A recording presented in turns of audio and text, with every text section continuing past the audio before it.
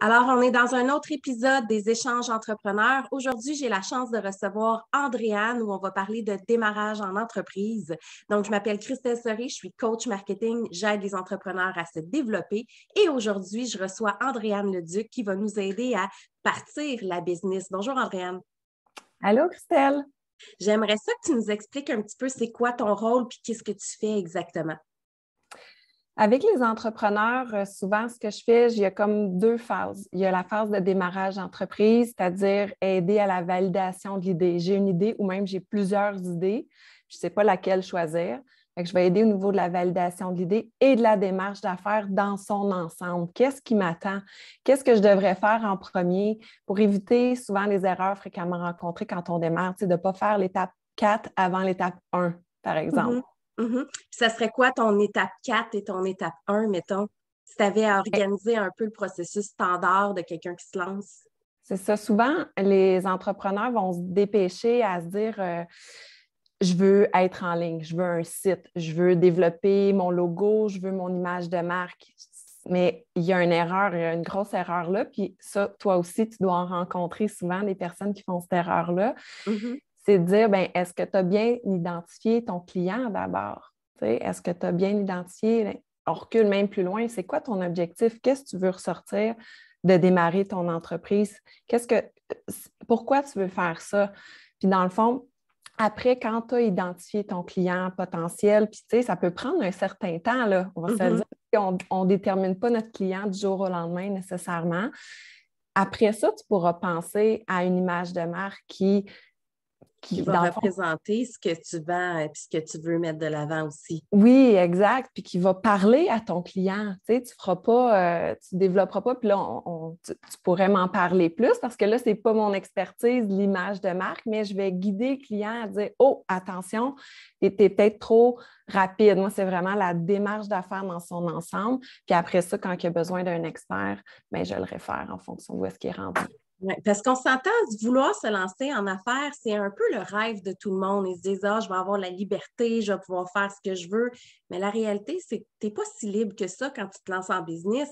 Puis au début, tu as beaucoup de travail à faire. Fait qu'il faut que ça soit un désir, il faut que ça soit une passion. Puis il faut que tu saches qu'est-ce que tu veux faire aussi pour ne pas te pitcher un peu n'importe où. Ça, tu dois avoir souvent aussi des gens qui disent, ah, ben, je veux faire plein d'affaires, puis pas de spécialité, mettons.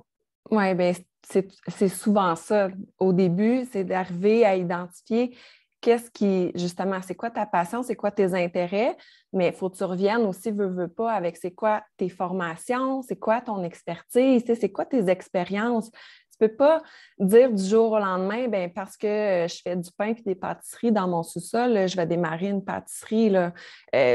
OK, as-tu un cours au moins, as-tu une formation? Il faut vraiment à faire le profil, dans le fond. Tu sais, tout ça, ce que je te dis, c'est vraiment le profil de l'entrepreneur, puis aller chercher qu'est-ce qui va faire que toi, mais tu vas arriver à te démarquer par rapport aux autres. Ouais. Ça me fait penser aussi parce que tu me parles quelqu'un qui fait, mettons, des pâtisseries dans son sol puis veut se lancer en affaires. Bien, il y a aussi, as-tu le volet entrepreneur? Es-tu capable de gérer la comptabilité, le marketing, le budget? Parce que c'est tout ça aussi. C'est facile. Bien, c'est pas facile parce que moi, je suis pas bonne pâtissière, mais c'est facile quand t'es bon là-dedans de faire des pâtisseries, mais être entrepreneur, c'est pas juste faire des pâtisseries, c'est tout ce qui vient avec aussi. Ça aussi, ça doit être une problématique à déceler dès le début.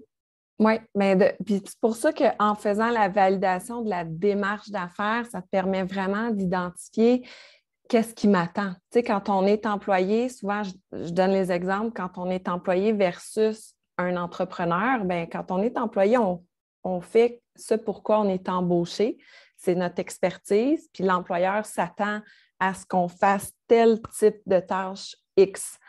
Mais l'employeur gère tout le reste qu'on ne voit pas. Puis c'est ce que tu as dit, c'est toutes les autres fonctions de l'entreprise. Fait que là, c'est d'arriver à guider l'entrepreneur pour voir cette vue d'ensemble-là de oh, OK, c'est ça une entreprise, il va falloir que je gère tout le reste, pas juste les opérations, mais il va y avoir éventuellement du marketing, du développement des affaires. Je vais-tu vouloir embaucher des sous-traitants, des employés? Il va y avoir la fonction ressources humaines. Fait que c'est pour ça que moi, c'est ça qui me passionne, c'est ça que j'aime, d'avoir cette vue d'ensemble-là de toutes les fonctions de l'entreprise. Puis c'est un peu ma formation et mon expertise qui m'a amenée à ça Oui, aussi. parce que tu avais travaillé aussi dans des CLD, si je ne me trompe pas. Oui, oui, mais ça, c'est après, dans le fond, mon parcours en comptabilité, là, comme je dis tout le temps, je suis comptable de formation, mais je n'aime pas la comptabilité. Sauf que cette formation-là, puis cette expertise-là que je suis allée chercher m'a justement permis Amener d'avoir beaucoup. cette vue d'ensemble-là, parce que je faisais, oui, de la vérification, mais pour comprendre les chiffres, il fallait que je comprenne l'ensemble de la business, tu sais. Mhm, Fait que mhm. fait que oui, j'ai été dans un centre local de développement qui est un service de développement économique maintenant. Là. Ça a tout changé dans toutes les régions du Québec. J'ai fait ça pendant presque 10 ans, effectivement, avant de me Des lancer. démarrages en entreprise, tu en as vu pas mal, là. Oui, oui, j'ai eu envie à un moment donné de les compter, tu sais, mais c'est sûr une centaine de démarrages d'entreprises, d'entrepreneurs là, que j'ai rencontrés, oui. Puis malheureusement, il y en a beaucoup que ça mène nulle part ou que ça développe pas parce qu'ils ont, selon moi, ils ont la pensée magique aussi de dire, ben je me pars en affaires, ça va marcher aujourd'hui, mais on oublie tous les facteurs aussi qu'il faut considérer quand tu commences. Le facteur argent, parce que veux pas, il faut que tu fasses de la pub quand tu avais beau être quelqu'un de connu, mettons la meilleure pâtissière dans ta pâtisserie. Mais une fois que tu pars à ton compte, tu es une nouvelle pâtisserie, fait que tu as tout à recommencer aussi. Fait qu'il faut que tu la bâtisses, cette crédibilité-là, puis cette notoriété-là. Puis il y en a beaucoup qui pensent que ça va arriver magiquement aussi. C'est sûr que, tu sais, je pense que ça vient un peu des histoires qu'on entend, tu sais, veux Mhm. pas, ce qui est, c'est un peu l'objectif de mon blog, de dire d'aller chercher des témoignages de personnes, tu sais, comme toi puis moi, comment qu'on est parti, puis Mhm. c'est quoi notre histoire, parce que ce qu'on entend beaucoup dans les médias, ben c'est des histoires à succès, tu sais, c'est des C'est grands vrai, entrepreneurs, sont connus, mais quand ils n'étaient pas connus, on ne les connaissait pas. Fait que, c'est tu sais, vrai. de dire on n'arrive pas là du jour au lendemain. Puis souvent, c'est vrai ce que tu dis, on peut avoir une pensée magique. Ah, c'est ça que je veux. Moi aussi, tu sais, je veux avoir la liberté. La liberté, attends, des premières années, là, ta liberté, ça va être pas mal ton entreprise. Tu vas travailler fort dedans, là, c'est sûr. C'est vrai, Ouais. parce qu'il y a toutes les heures non facturables, comme on parlait tantôt, comptabilité, le marketing, le développement des affaires. Ça, c'est beaucoup, peu importe c'est quoi ton type d'entreprise, il y en a toujours du développement d'affaires ou du marketing à faire. Fait que puis de la comptabilité, d'ailleurs, là. Fait que c'est vrai que c'est beaucoup de choses connexes aussi. Puis au début, le développement des affaires prend plus de temps. Tu n'es pas encore lancé sur une notoriété. Fait qu'il faut que tu les fasses, ces démarches-là. Puis, tu sais, liberté, ben c'est sûr que quand tu as une business, que tu es à ton compte, puis que tu fais du coaching comme moi, mettons, ben, j'ai plus de liberté, entre guillemets, parce qu'il faut quand même que je sois disponible dans les heures de bureau où mes clients sont disponibles. Mais quand tu as une business, tu veux partir un restaurant ou tu veux partir une pâtisserie pour revenir à notre exemple, ben, il faut que tu sois là pendant les heures de bureau régulières. Tu n'as pas toujours des employés, fait qu'il faut que tu sois présent. Fait que c'est vrai que la liberté, elle est Surtout générale. les Ouais, c'est un Surtout les mythe. premières années. Oui, surtout les premières années. Je pense qu'à Mhm, rendu à un certain stade, quand tu arrives à peut-être pouvoir déléguer, tu sais, mhm. après quelques années, puis tu priorises justement les tâches les- qui sont préférables à déléguer pour toi, là, parce que ça dépend vraiment Ouais, d'entrepreneur à entrepreneur, puis d'entreprise à entreprise. Là. Mais quand tu commences à avoir des sous-traitants, puis peut-être éventuellement un employé, oui, au début, ça demande de l'énergie parce qu'il faut que tu formes la personne, il faut que tu montres un peu ce à quoi tu t'attends, mais après, euh, je pense que là vient une possibilité de liberté. En tout cas, je le vois avec des entrepreneurs, tu sais, que mhm. j'en accompagne aussi justement dans cette phase-là, qui sont plus en phase de croissance. Puis c'est le fun de le voir, tu sais, quand ils arrivent à franchir ce pas-là. Puis là, ils m'envoient des photos, tu sais, je vois des photos sur leurs réseaux sociaux qui sont dans le bois en train de prendre une marche, alors qu'avant, il n'y en avait pas du tout parce que c'était opération, opération, tu sais, business, business, business, puis les deux mains dedans. Là, quand ils arrivent à sortir de ça, là, ça fait des beaux résultats. Ça donne des beaux résultats. Puis quelqu'un qui part en affaires, est-ce que tu connais un peu les subventions possibles et tu sais, c'est quoi les organismes qui peuvent les aider? Ils C'est doivent... c'est quasiment. Il y en a qui s'en font une expertise de ça, des subventions, tellement que, ben, il y en a qui restent dans le temps, mais il y en a beaucoup qui changent, tu sais, selon les fonds qui sont octroyés, des fois d'année en année ou de 2 ans, 2 ans. Fait que il y en a qui se spécialisent là-dedans, tellement qu'il faut que tu sois, en tout cas, à jour sur les programmes, disons. Mhm. Fait que oui, j'ai une bonne idée des programmes, des subventions. Il y en a plusieurs, souvent pour les 35 ans et moins. OK. C'est pour ça que ma clientèle, c'est 35 ans et plus. Parce que souvent, il y a de l'accompagnement, il y a du financement dans les différentes régions du Québec. Donc, dépendamment de la région où est-ce que l'entrepreneur se trouve, il y a un organisme sur son territoire que je recommande toujours d'aller voir en premier parce que souvent, leurs services sont accessibles, sont sans frais. Puis après ça, ils peuvent avoir accès à des fonds. Par contre, souvent, pour rentrer dans ces organismes-là, il faut vouloir réaliser son plan d'affaires. Hein. Peu importe si on veut aller chercher une subvention, de l'investissement privé, peu importe c'est quoi, d'une institution financière ou du gouvernement, ils vont demander un plan d'affaires. Bon, tranquillement, c'est en train de changer vers les business models Canva, des lignes Canva, mais c'est encore très formel avec le plan d'affaires. Qu'est-ce que tu veux dire par des lignes Canva? Bien, de plus en plus, là, il y en a qui vont demander un ligne Canva au lieu d'un plan d'affaires. OK. Quand tu vas chercher c'est sur une page, puis tu as comme tous les blocs. C'est un peu comme le business model Canva, c'est juste l'objectif n'est pas comme tout à fait le même. Comme un résumé de ton plan d'affaires en une page, Oui, au c'est lieu ça. du gros J'utilise document. beaucoup ça avec mes clients parce que mes clients, souvent, c'est des entrepreneurs dans le service, puis ils n'ont pas besoin d'aller chercher du financement. Ils ne veulent pas nécessairement participer à des concours non plus. Fait que de faire un plan d'affaires, mais ça prend quelque chose, hein. Tu le sais, peu importe qu'est-ce qu'on démarre comme entreprise, ça nous prend comme un plan là, quand on se lance, avoir une idée, puis même de le garder pas loin parce que ça évolue beaucoup dans le temps, les premiers mois, les premières années.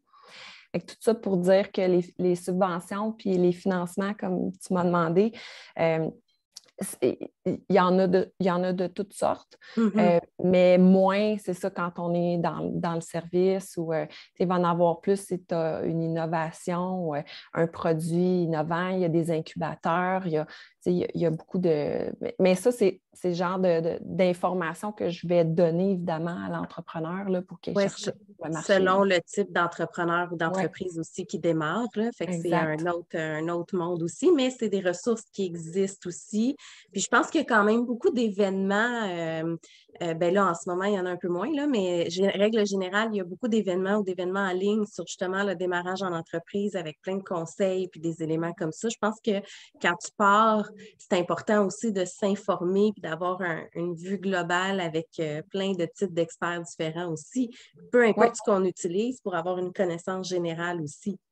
Oui, puis tu sais, ça dépend justement de c'est quoi l'entreprise, mais il y a des programmes de formation aussi. Il y a beaucoup d'informations, comme tu dis, accessibles, gratuites. Il faut juste avoir le temps. Puis souvent, c'est ça que l'entrepreneur qui veut se lancer n'a pas nécessairement. Parce qu'il y en a beaucoup, si je ne me trompe pas, qui se lancent pendant qu'ils travaillent aussi, parce que ça garde une certaine sécurité, veut pas, là, avant que l'autre commerce ou l'autre business fonctionne. Oui, puis c'est ce que souvent je vais parler beaucoup de ça, l'entrepreneuriat à temps partiel. Je trouve qu'on n'en parle pas assez, mais c'est vraiment, comme tu dis, une excellente façon. Moi-même, je suis entrepreneur à temps partiel, mais c'est la meilleure façon d'étudier son marché puis de prendre le temps de mettre les bonnes bases avant de se lancer parce que justement, tu n'as pas la pression de dire, ben là, j'ai plus rien, il faut que j'aie des revenus qui rentrent, puis je prends n'importe quoi. Oui, ça c'est vrai. Parce Ça, que c'est... prendre n'importe quoi, tu sais, au début, je me rappelle même quand, à l'époque, j'avais une agence web, puis il y avait plein de choses que je faisais pas d'argent, que je prenais, puis que je dispatchais parce que je voulais que ça rentre, puis je voulais monter ma crédibilité. Mais je travaillais tellement fort pour rien que j'aurais dû jamais prendre ces types de mandats-là aussi, mais c'est des erreurs qu'on fait souvent au début, là.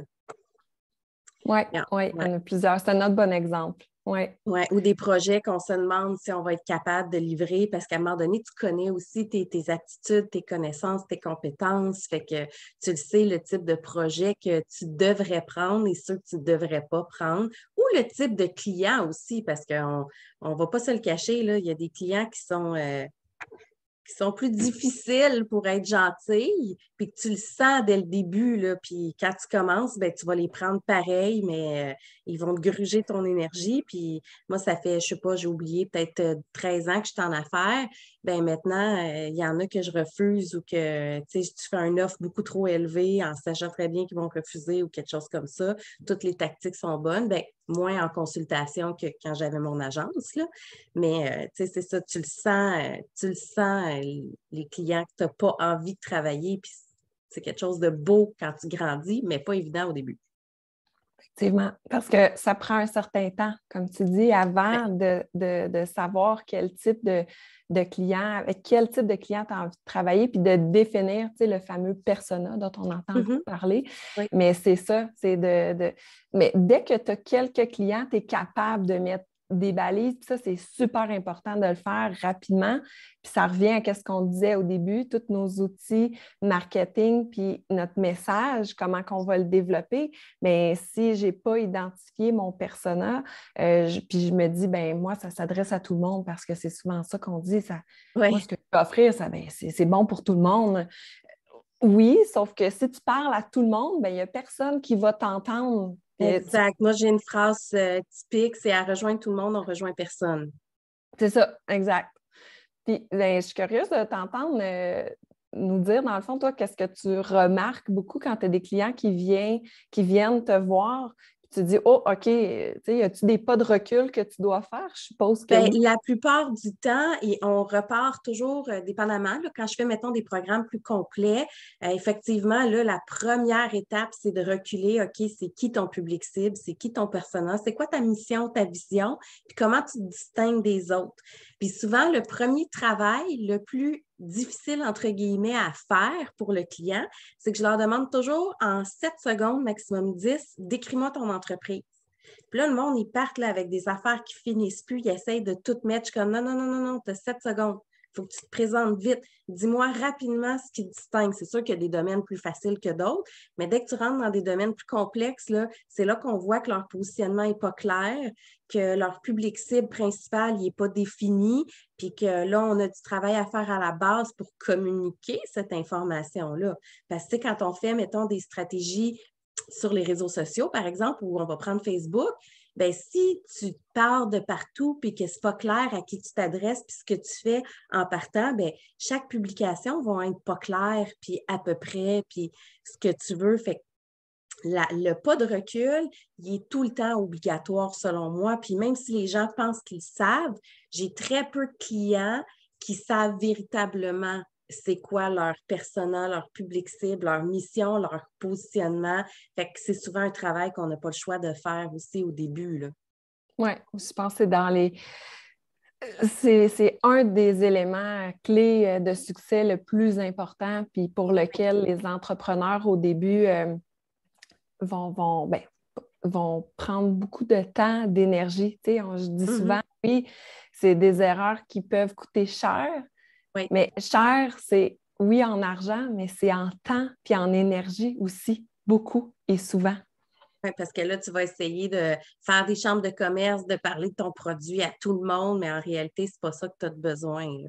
Oui, parce qu'on parlait des événements tantôt, puis bien qu'il y en a plusieurs, tant que tu n'as pas identifié c'est qui ton client, tu sais, ton client cible, ben, tu vas en faire un peu partout, mais tout va être dilué plutôt que de te Exactement. concentrer dans certains événements que là, tu vas vraiment rejoindre ta clientèle cible ou du moins des partenaires ou peu importe là, le type de collaborateur des fois aussi que tu aurais besoin. Là. Oui. Puis c'est vrai qu'aujourd'hui aussi, quand tu te lances en affaires, tu n'as pas besoin d'avoir un budget à l'infini.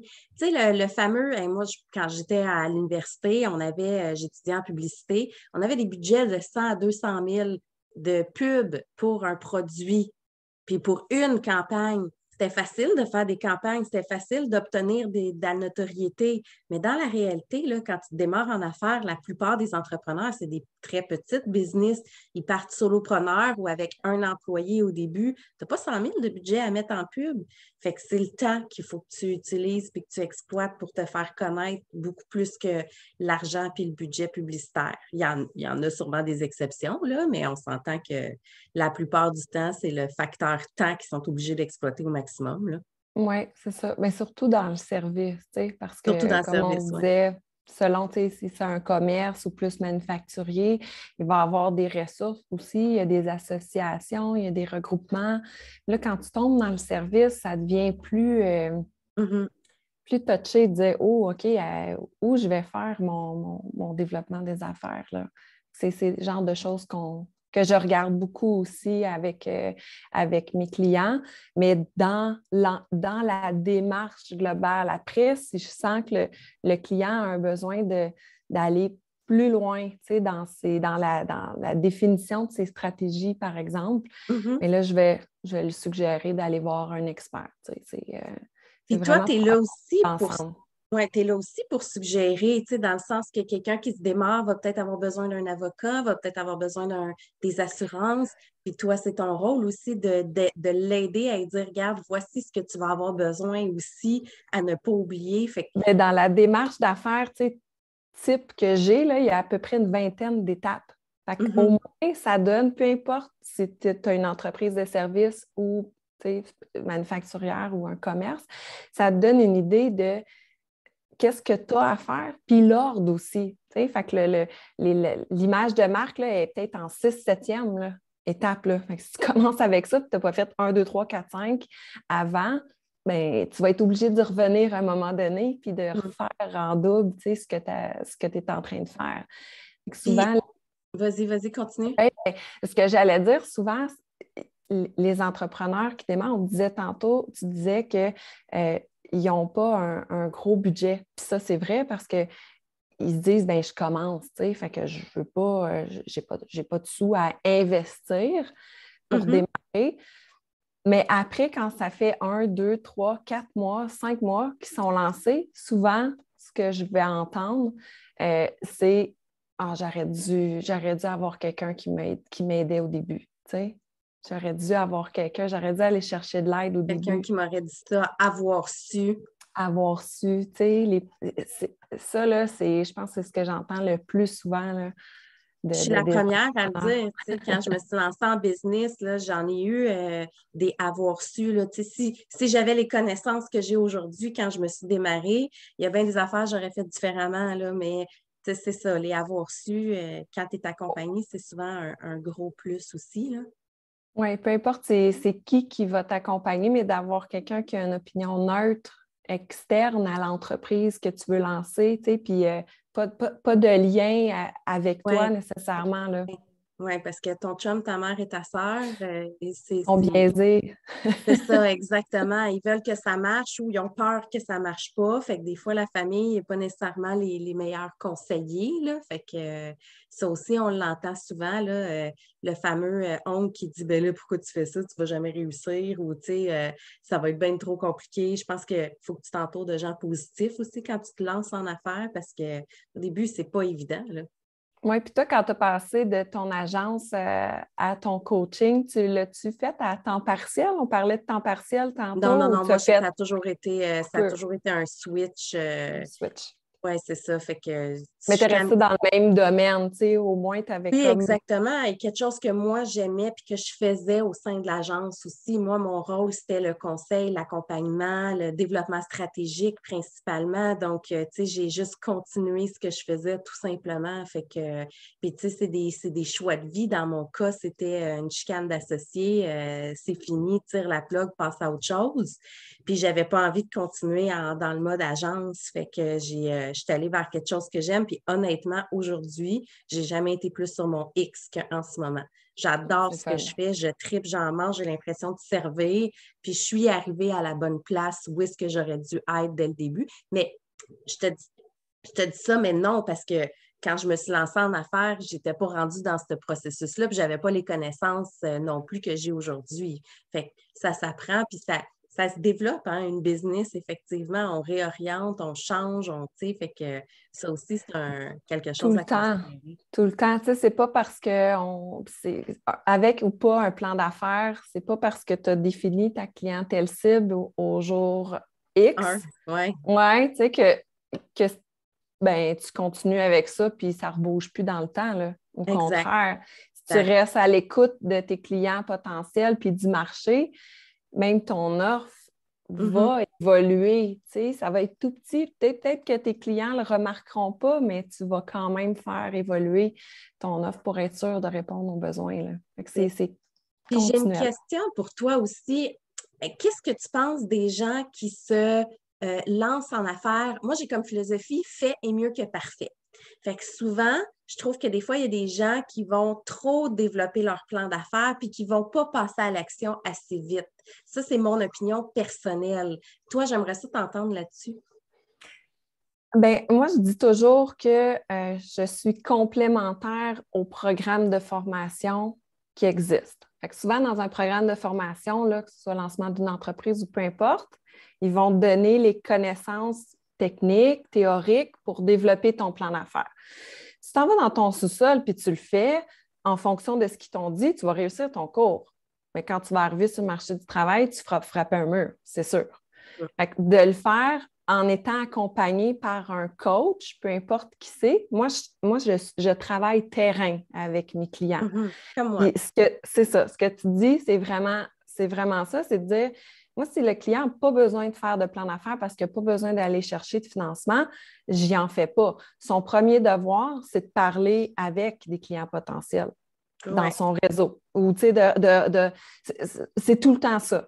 Peu importe c'est quoi qu'on va avoir fait comme réflexion, la première chose qu'il y a à faire après la première rencontre, c'est de dire, bon, bien, selon ce qu'on vient de parler, Mhm. regarde dans ton réseau qui que tu as, à qui tu pourrais parler. Tout à fait, tout à fait. C'est vrai que Fait c'est que un c'est bon point parce que là, tu es passer en à mode l'action, c'est action. ça. Oui, Exact. Comme des fois, je dis, mettons, je reviens au service de médias sociaux, mettons, que j'offre. Mais souvent, ce que je parle à des gens qui commencent, je leur dis quand même, ben, fais-toi là ta page Facebook, fais-toi là ton compte Instagram, commence même si c'est pas parfait, le jour où tu vas être prêt à te lancer, ben, tu vas avoir quelque chose, tu vas avoir des gens qui vont te suivre, tu peux les préparer. On s'entend, il faut qu'il y ait quand même une préparation puis qu'il y ait quand même un objectif d'affaires, là, mais même si tu n'es pas tout à fait lancé ou ton resto n'est pas ouvert, ben, le fait de préparer les gens, de commencer à les titiller, ben, quand tu es prête, go, là, tu as déjà un bassin, tu as déjà des gens, fait que c'est déjà un plus aussi. Fait que ça, c'est un élément que je mets souvent de l'avant aussi. Je pense que là-dessus, c'est le fun, on a un peu la même philosophie, là. oui. Bien, puis tu sais, ça me fait penser aux conférences. Quand je donne des conférences dans des écoles, là, pendant, par exemple, la semaine des entrepreneurs à l'école, OK? euh, ce que je dis tout le temps, c'est développer votre réseau maintenant.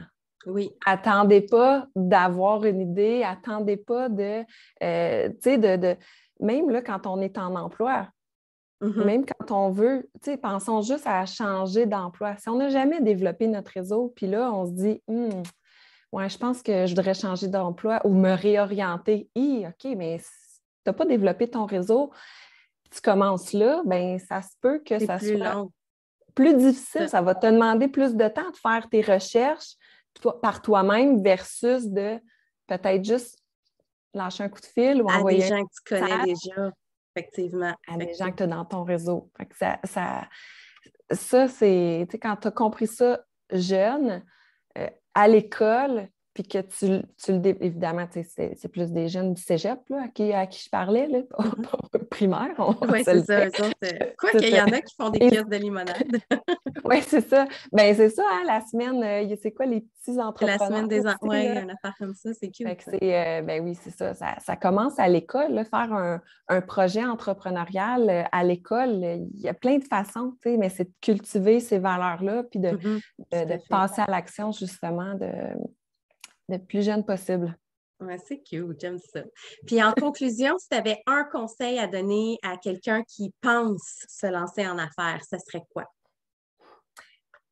De ne pas attendre d'aller tout de suite rencontrer quelqu'un pour en discuter, d'aller valider, juste d'en parler des fois même si on n'est pas sûr, même si on a plusieurs idées, juste d'en parler. Peu importe c'est qui le professionnel, mais de ne pas garder ça pour soi. Je pense que c'est ça le plus important quand on hésite, parce que plus qu'on va en parler, bien, plus que l'idée va se former. Oui, c'est Ce vrai. que les autres vont nous dire. Versus, je dis toujours ça, même aux entrepreneurs que j'accompagne, là, la stratégie miroir. Je vais finir sur ça. Ça, c'est ma stratégie que je donne, OK. que je dis le plus souvent. Quand tu te poses une question et que tu te dis, ben, je devrais-tu faire ça? Je devrais-tu être sur les réseaux sociaux? Je devrais-tu développer tel service? Utilise la stratégie miroir. Ça veut dire, ben, va le valider, va poser la question à tes clients potentiels, va sur le marché, prends pas la responsabilité de toi seul prendre la décision. Parce qu'en fait, la décision ne doit pas venir Non, c'est seulement ça, ça de doit toi. venir de tes clients. Exact. J'aime beaucoup. J'aime beaucoup. La prochaine fois, je vais penser à toi et je vais te dire, selon Andréane. Stratégie miroir. Exact, mais c'est vrai que c'est un très, très, très bon point à amener. Va valider ton information, va regarder, puis informe-toi. Puis si on a besoin de te rejoindre, Andréane, on fait ça comment? J'ai tous mes comptes, dans le fond, sur mon blog, c'est la façon la plus simple. J'ai tous les liens vers mes différents réseaux sociaux. Il y a aussi un formulaire pour me contacter. Donc, c'est www.signe, S-I-G-N-E, d.com. Signé D. Signé D, j'aime ça. Fait que merci beaucoup pour ton temps, Andréane. Ben, Bonne merci à journée. toi. Bonne journée. Bye bye.